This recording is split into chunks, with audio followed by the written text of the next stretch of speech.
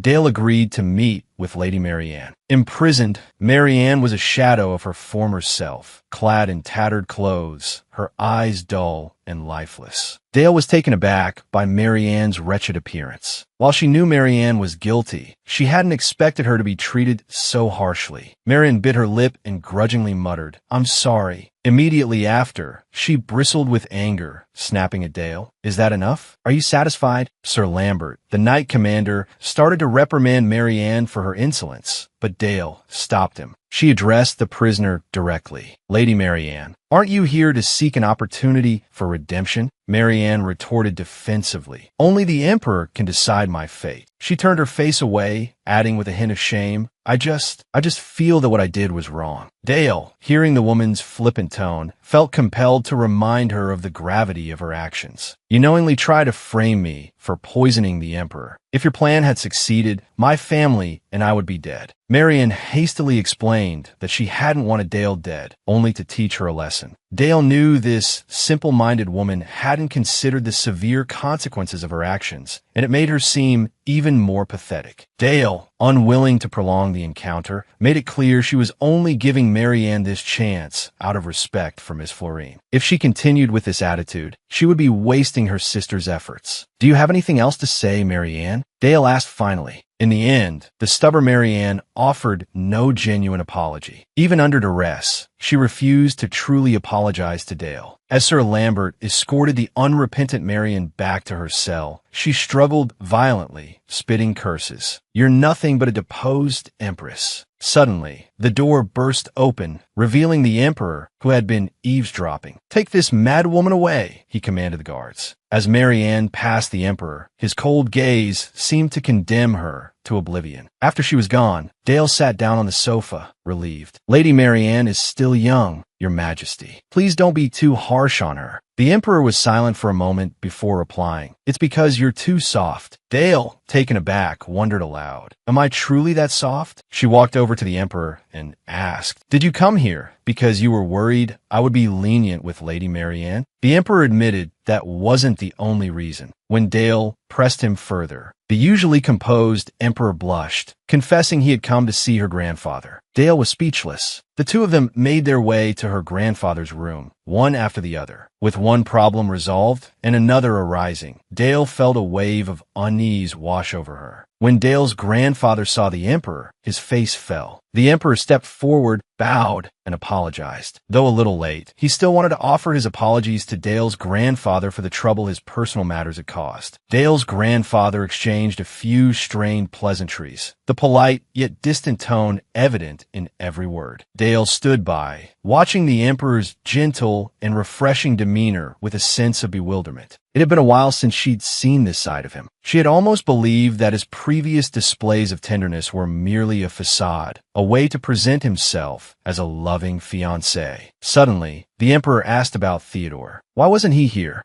Dale explained that he was likely in his room, playing with his puppy. The emperor, fond of Theodore, praised the child's obedience and good manners in front of her grandfather. Unaware of the complicated situation, the emperor remarked, "I imagine he takes after his father." The comment hung heavy in the air, a stark reminder of Dale's past and her pregnancy. Dale's grandfather retorted curtly, "Theodore has certainly inherited the best qualities of our family. Otherwise, he'd be an ill-mannered, uncivilized brat." The father the emperor referred to as Dale's cousin, while the "our family" her grandfather spoke of meant Dale herself. His implication was clear. It was a good thing Theodore didn't take after the emperor. The former empress's grandfather was subtly mocking the emperor. It was fortunate, he implied, that Theodore didn't resemble his father, which was why he was so well behaved. However, the emperor completely misinterpreted the remark, assuming it was a dig at the maid who had borne Dale's cousin's child. This comical misunderstanding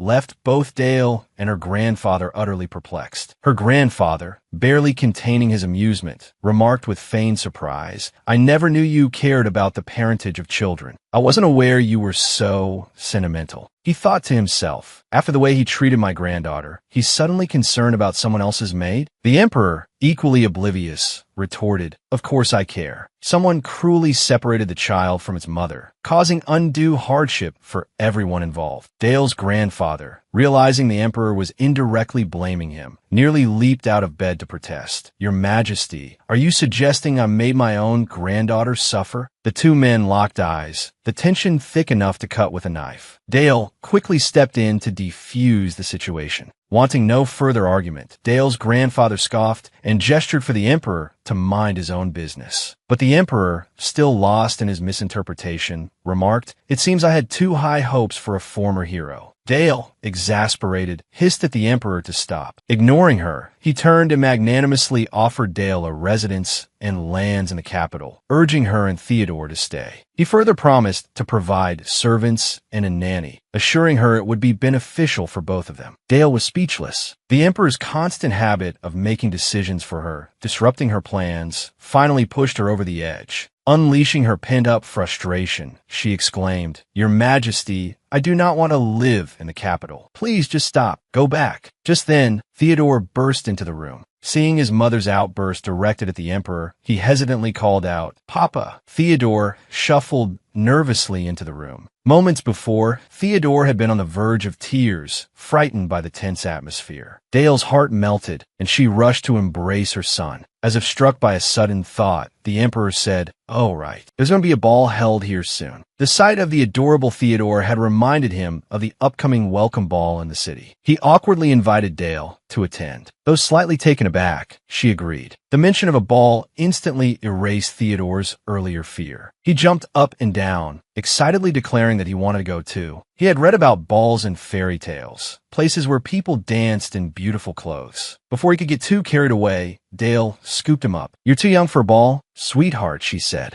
Just as the emperor was about to say that Theodore's age was perfectly acceptable, Dale shook her head vigorously, silently urging him to reconsider. The emperor swallowed his words and, placing a hand on his forehead, reluctantly agreed, "No, you can't go." However, unable to resist Theodore's pleading gaze, he added, "But if you really want to go to a ball, I can arrange a special one just for you." Theodore, nestled in his mother's arms, continued to plead, but Dale remained unmoved. Then, Theodore mentioned his desire to visit the courtyard. He had tried to enter earlier, but a maid had stopped him, saying he needed the emperor's permission. The emperor agreed with a smile, granting Theodore permission to visit whenever he wished. He then promptly invited Dale, suggesting a stroll through the gardens. Dale glanced at her grandfather, who nodded his consent. With her son in her arms, Dale followed the emperor outside. The weather was glorious, the foliage lush, and the river flowed crystal clear. Little green frogs perched on lily pads. The vibrant scene delighted Theodore, who, while playing with the tiny amphibians, noticed a curious white structure in the center of the courtyard. He turned to his mother to ask what it was, but the emperor, walking behind them, answered first. "That gazebo was originally built for admiring the lotus blossoms," he explained. "Now it serves as a small exhibition hall. Perhaps Theodore would like to take a look inside." However, upon reaching the gazebo, they found the door locked. It seemed the caretaker was out, so they would have to postpone their visit. Peering through the windows, Theodore gasped. He could see many unusual vessels displayed within. "What are those?" he asked. Dale patiently explained. "Those are decorative pieces, Theodore, placed there for people to admire. They are precious and mustn't be touched." Leaving the gazebo, they continued their walk, arriving at a field of flowers. Theodore, awestruck by the sight, let out a cry of wonder as white petals danced on the breeze. Crouching down, Dale promised her son, "When we get home, I'll build you a flower bed just like this in our garden. And not only that, we can even build a small pond and keep fish in it." Thrilled, Theodore rushed into his mother's arms for a hug. The emperor, observing the scene, offered to send Dale some flowers if she liked them so much. "All the way from here to the east?" Dale asked, a slight smile playing on her lips. The emperor fell silent for a moment. Straightening up, Dale graciously declined. "If I need anything, I'll let you know, Your Majesty." The emperor seemed momentarily taken aback. Then he nodded in agreement. Dale, however, had a plan forming in her mind. Such a moment would come soon enough. The upcoming ball would be the perfect opportunity. There, in front of everyone, she would ask the emperor to return Theodore to the east. The emperor, mistaking her words, believed that Dale's willingness to ask for help signified a thaw in their strained relationship. But Dale's thoughts were focused on the ball, where she planned to publicly request Theodore's return to the east. Back from the gardens, Dale and her grandfather enjoyed afternoon tea. She was curious about her grandfather's strange words to the emperor. "Wouldn't that lead to misunderstandings?" she asked. Her grandfather took a sip of coffee, unconcerned. "He'll just think I'm an old fuddy-duddy. Let him think what he wants." Seeing Dale's skeptical look, her grandfather dropped his casual tone. Frowning, he emphasized, "Don't you think it's better for him to misunderstand? It will make it easier for me to drive away Theodore's mother." Dale paused, considering his words. He was right. She sat back in her chair, lost in thought. Her grandfather smiled reassuringly. "For you and Theodore," he said, "I don't care what humiliation I have to endure." She recalled Theodore as a helpless infant and how he had grown into the lively little boy he was now. Her grandfather had been by her side through all the challenging years of raising him. He was getting old now, Both his children and his grandson were gone. Now, only Dale and Theodore remained. Hearing this, Dale quickly added, "You still have Coco, grandfather." Dale's brother, the most loyal son of Duke Leighton, had never contacted their grandfather. The Duke forbade it. She remembered how her brother had urged her to apologize to their father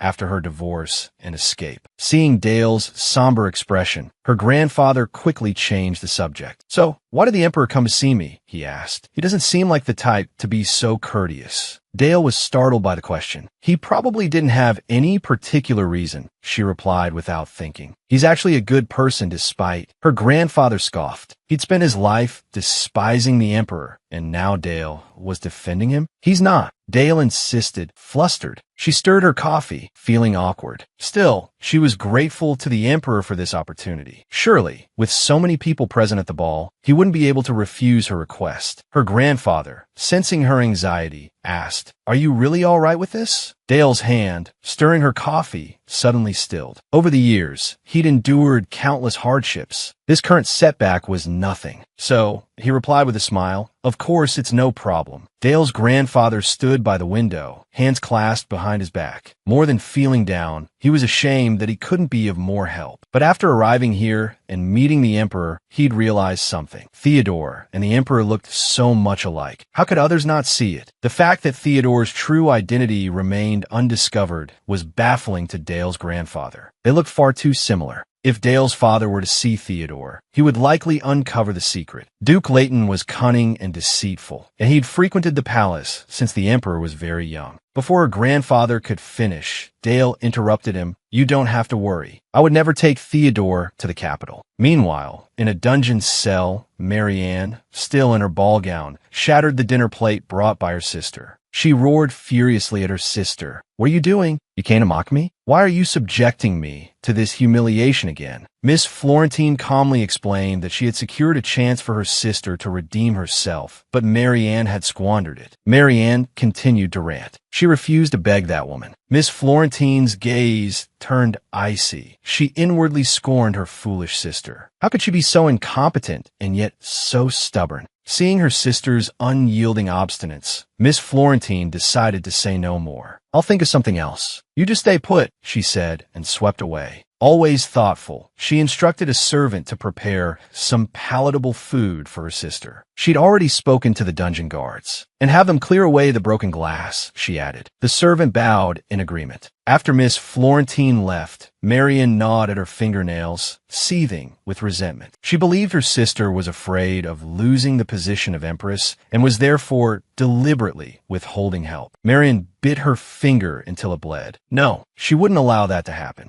Just as a servant unlocked the dungeon door to clean up the shattered glass, Marianne, in a fit of madness, snatched up a shard and pressed it against the servant's throat. "If you don't do exactly as I say," she hissed. The next morning, the Emperor awoke to a commotion. He peered out and saw the living room piled high with gifts of all shapes and sizes. Later, Dale asked a servant about the presents. The servant happily explained, "These are gifts from His Majesty. He wishes you to choose some that you like to wear to the ball." Dale was astonished by the Emperor's efficiency. He'd managed to arrange all of this in a single day. Innocent Theodore, gazing around, was dazzled by the mountain of gifts. He asked his mother loudly, "Mama, does His Majesty like you?" Theodore had observed the Emperor's attentiveness towards his mother and the lavish gifts. Finally, he voiced his question, "Mama, does His Majesty like you?" Dale was taken aback. She immediately crouched down and asked gently, "Theodore, why would you ask that?" Theodore felt certain he was right. "Doesn't His Majesty give presents to the woman he likes?" Dale placed her hands on Theodore's shoulders and corrected him seriously. "Of course not. His Majesty sent these because I don't have a suitable dress for the ball." She warned Theodore that talking about who liked whom could cause trouble for others. Theodore, feeling chastised, lowered his head, looking dejected. Dale told Theodore to go play in the courtyard with Bryn for a while. She needed to prepare for the ball. After Hannah, the maid, led Theodore away, Dale finally breathed a sigh of relief. Dale's grandfather, who had overheard the conversation about the gifts, quickly turned away, pretending he hadn't heard a thing. Dale rested her chin in her hand, lost in thought. She didn't want to cause any further misunderstandings. But why did the Emperor always do things that were so easily misinterpreted? A few days later, Dale was trying on the dresses the Emperor had sent. Little Theodore, holding Bryn's hand, asked his mother if he could go play in the courtyard. Dale, dressed in a lavender floral gown, waved him off. She instructed one of the maids to keep a close eye on him and not let him wander too far. Theodore, hand in hand with Bryn, happily went outside. Hannah, who was adjusting Dale's dress, remarked, "Young Master Theodore is so lively. I recall young Master Zygmunt being quite quiet." Dale's heart skipped a beat. Realizing her slip, Hannah immediately fell silent. Dale, however, was filled with anxiety. One day, she would have to tell Hannah the truth. After all, once they lived together, Theodore's secret couldn't be kept hidden from her. Dale surveyed the clothes laid out in her room, everything she planned to wear to the ball. She stretched, sighing with relief that she had finally finished preparing. Just then, she remembered Theodore, who had gone to play in the courtyard. He still hadn't returned. Hannah, who was putting away the clothes, offered to send someone to fetch him. Suddenly, the maid who had accompanied Theodore outside burst through the door, breathless. She flung herself at Dale's feet, crying, "Miss, I'm so sorry. Master Theodore is gone." This happened while Dale was trying on her ball gown. Another maid rushed in, panicked, reporting that the first maid, who had been with Theodore, was also missing. The news struck Dale like a thunderbolt. Dale jumped up, demanding, "What did you say? How could she disappear?" The maid on the floor sobbed, explaining that someone had called to her, and she'd left Theodore for just a moment. When she returned, both Theodore and the other maid were gone. Hannah sensed something was amiss. "Who called the maid away?" she asked. The maid insisted she didn't know. She had run towards a voice, but found no one there.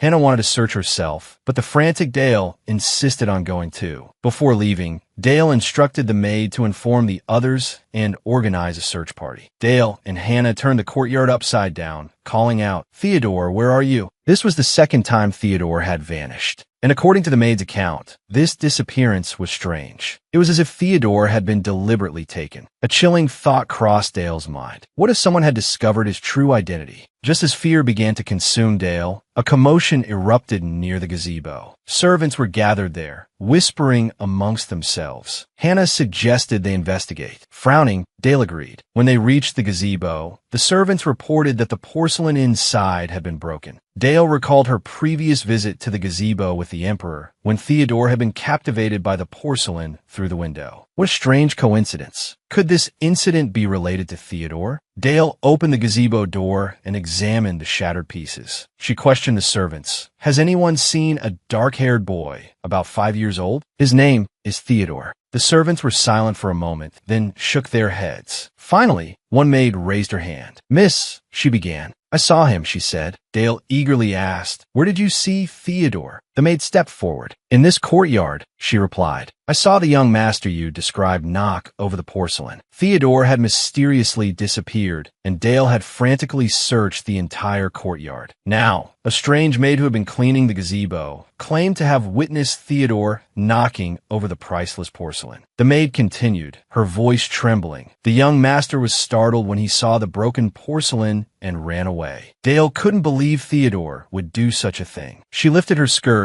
and stepped closer. "Was he hurt?" she asked. "Did you see how he knocked it over?" The maid, clearly unprepared for such detailed questioning, stammered that she hadn't seen clearly. Dale's expression hardened. "These are the former Emperor's treasures," she said sternly. "Not only did you let a child wander in here unattended, but you failed to supervise him." The maid, terrified by Dale's accusatory tone, hastily explained that she had only opened the door briefly to clean and hadn't expected this to happen. The maid apologized profusely. Dale exchanged a look with Hannah. Both felt something was wrong. The whole situation was too suspicious. But they still didn't know where Theodore was, and they couldn't act rashly. Regarding the broken porcelain, Dale told the maids to wait until Theodore was found before dealing with the matter. She needed to hear Theodore's side of the story. She added that any help in finding the child would be greatly appreciated. Just then, a familiar voice called out from behind her. Dale turned in surprise to see Theodore safe and sound in the Emperor's arms. The Emperor was puzzled. Why were they all gathered at the gazebo? And what had happened to the porcelain? Dale explained everything that had transpired. When he heard the maid accuse him of breaking the porcelain, little Theodore protested loudly I didn't do it." The emperor questioned Hannah, the maid, demanding to know precisely when she had seen Theodore. Hannah, casting a nervous glance at the emperor, stammered that she couldn't recall the exact time. This vague response ignited the emperor's anger. Under his sharp, scrutinizing gaze, Hannah bowed lower, murmuring that it had been perhaps an hour earlier. The emperor found this even more perplexing. An hour ago, Theodore had been playing in the gardens, far from the gazebo, and in the emperor's own company. How could he have broken the porcelain there? Dale, her eyelashes fluttering with concern, asked her precious son, "Is that true, Theodore?" Theodore, his small arms waving excitedly, exclaimed, "Yes, your majesty saved me." Seeing her lie unraveling, the maid trembled with fear. The emperor, drawing Theodore close, gently requested, "Theodore, will you tell your Aunt Dale everything that happened, just as you told me?" Theodore, it seemed, had been the victim of a mysterious plot. After bidding his mother farewell, he had been playing ball in the courtyard with a young lady-in-waiting. A short while later, Theodore realized the lady-in-waiting had vanished, leaving him alone with his dog, Bling. He turned to the little dog, puzzled, and asked, "Where did the nice lady go, Bling?" Bling could only shake his head, licking Theodore's cheek reassuringly. Just then, an unfamiliar redhead lady-in-waiting approached Theodore. The woman smiled and told Theodore that Miss Dale had sent her to fetch him, promising delicious treats. At the mention of treats, Theodore, ever the sweet-toothed child, eagerly rose to follow her. Suddenly, Bling, who moments before had been docile, began to growl menacingly at the woman, his brow furrowed in suspicion. Jolted by Blink's warning, Theodore paused. He didn't recognize this woman at all. His mother had repeatedly warned him about strangers, urging him never to go with anyone he didn't know. He told the woman plainly, "My aunt said I can't go with strangers." The redhead, flustered, waved her hands dismissively. "But I'm not a bad person," she insisted. Seeing the woman persist, Bling barked fiercely, his jaws wide. Theodore had never seen his dog so aggressive. The redhead, sensing the situation turning against her, lunged forward, attempting to grab Theodore's collar and drag him away. In a flash, Bling sank his teeth into the woman's wrist. The woman recoiled in pain, and Theodore seized the opportunity to flee in the opposite direction, Bling close at his heels. Tears streaming down his face, Theodore ran blindly. The courtyard was vast, and he had no idea where he was going. Lost and afraid, he followed Bling, who seemed to know exactly where they were headed.